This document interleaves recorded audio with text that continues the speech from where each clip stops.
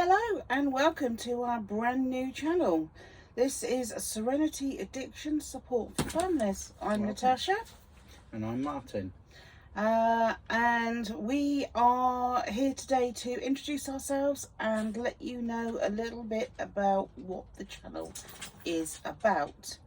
Our primary function for the channel is to offer outreach and support to families that are struggling with those in addiction. So it's for mothers, friends, families, daughters, sons, that sort of thing, focusing more on the people around the person with addiction rather than the actual person in addiction. Yeah, I mean, we feel there is quite a lot of resources out there for the person in addiction, various 12-step groups, smart recovery, that kind of stuff, but we know that the partners and family of those with addiction really struggle. Yeah, absolutely. When I mean, Martin is in recovery and has been so for 7 years. Yeah, and when I was struggling because of the secrecy of it all, and there's an element of sort of shame and what have you to addiction, which is something that we want to help to overcome. But I felt I had no one and nowhere to turn to. It was like a little secret that I just didn't want to share with friends or family or anybody. I knew of Al-Anon, but that sort of group really wasn't for me. I had a quite high profile job, and a lot of the people I worked with were kind of linked with issues of addiction, and there was a good chance I could have kind of bumped into somebody, and I just didn't want any recognition, and there was nothing else around. I didn't feel able to talk to anybody. It was a very, very lonely time, and I think if I had have opened up, the support would have been there, but that's really difficult to do, and part of our purpose is to make it easier to talk about these things, to open up opportunities to talk, to show you ways to change, to make your life more comfortable, to show you ways to look after yourself.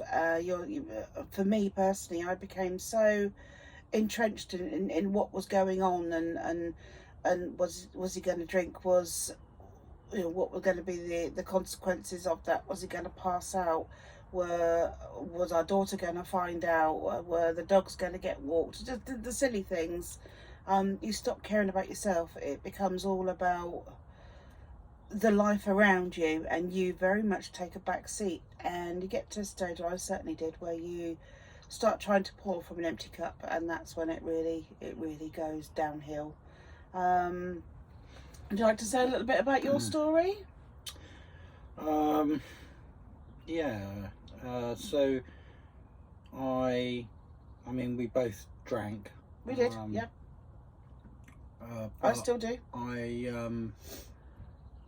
I guess my consumption just went up and up over time, and got to the point where I was drinking huge amounts of more or less anything, wine, spirits, both, every day, and finding it harder and harder to not take that drink.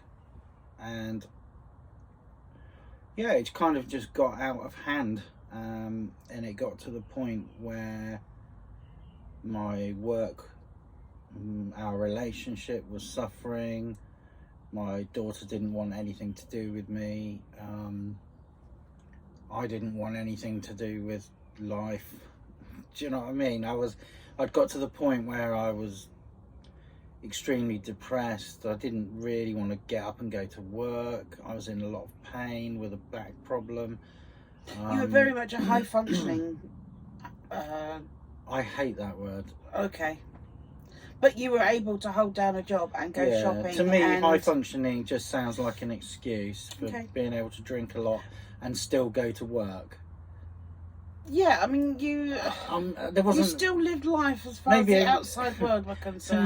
maybe there was some high functioning at some point early on, but by the end there was no high functioning. It's bullshit. Yeah. It's a bullshit excuse for justifying being Yeah, and using a lot of alcohol and still managing somehow to hold down a job. So and for me as well, I don't it was like that a way expression. of hiding what was going on. Was Mm. Martin was drinking himself into oblivion, so I drank heavy as well, just so I didn't have to acknowledge it.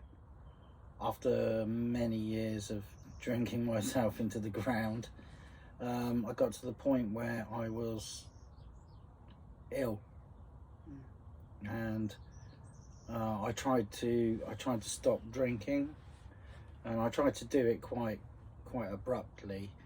I didn't cut it out altogether, but I tried to cut back to just a few glasses of wine, and I was waking up in the morning sweating profusely and really shaking, and I couldn't get past about lunchtime.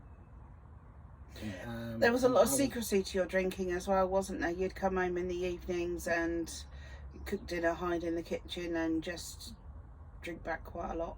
Yeah, but it got to the point where I was trying to cut back, failing, and becoming really ill in the process because I was withdrawing, and I ended up basically not drinking one night. I think I might have had one or two small glasses of wine, and I spent all night awake, like hallucinating, and I knew I had to do something about it, so I went to the GP and I basically got honest and said, I've been drinking a lot for a long time. I need to stop, but I can't. I'm hallucinating. Can't close my eyes, can't get any sleep. She checked me over and said, you need to go to hospital. So that was that was about 9 years back. Yeah. No, not quite. 8 years, maybe 2014 that was. And back in those days, they were willing to take you into hospital and detox you. Yeah. You were in for a week, weren't you? Yeah, so a week's detox. It's not so easy these days, but yeah, they were willing to take you in and do it if you were committed to it. So I had a week in hospital, and I got off of alcohol for just over a month. They told you not to drink for a month, didn't they? Yeah, and I didn't drink for a month. I got through Christmas, but New Year hit. yeah, then I started drinking between Christmas and New Year, Yeah. and within a week it was back to how it was. So I stopped again for another month or so. But every time I tried to drink, it just got out of control. So fast forward to 2016, I ended up very ill with a gastric problem in hospital for a couple of days, and I thought, this is the opportunity, I'll just stop now. And they basically said to me, you need to stop drinking. And that was it. That was my last drink. We spoke to a very nice doctor on admission, didn't we, who actually spelled it out in the nicest but sternest way possible. Yeah. And she really hit some buttons for both of us, and I do think a lot of what has become has been kind of, thanks to those understanding, kind but hard-hitting words. Yeah, so I stopped drinking then, and I spent a few weeks wondering what on earth I was going to do instead.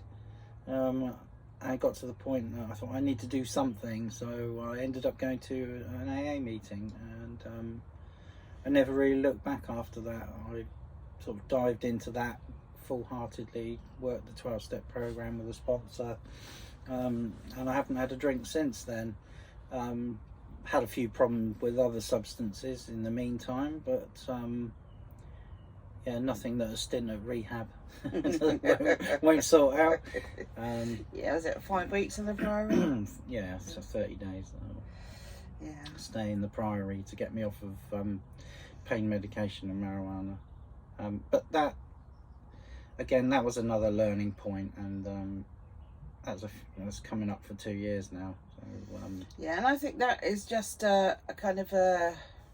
you focus so much on the alcohol that you kind of forget that there are other things out there to trip you up, and you did get tripped up, as many people do. Yeah. But it's just recognizing that it is all connected. You know, you've got gambling and sex addiction and drugs and drink and any substance or behaviour can become a problem if you're an addict or have an addictive food addiction's another one. I certainly would have to watch what I eat. So why are we here? We decided it's time to give something back. We've learned a lot about behaviours over the time since your sobriety, and a lot about the lack of support out there. AA is wonderful for those in need. Al-Anon is a bit hit and miss. Certain people love Al-Anon and it's right for them, but for many of us it's really not the right sort of environment, and there's very little else out there. So what we have done is we have spent the last 6 months researching, setting up, setting in place a strategy to bring a new style of training known as the CRAFT method, CRAFT, and it is community reinforcement and family therapy is what it stands for. It's quite popular in America, and it's about making minor changes to your responses to behaviours that encourage the loved one to think about their behaviours. So by using positive reinforcement and using less of the negativity and the shouting, that sort of thing, it makes changes to your responses to them, which then changes how they feel about themselves, you, their general environment. So taking the emphasis off the drinking and putting it more on behaviours.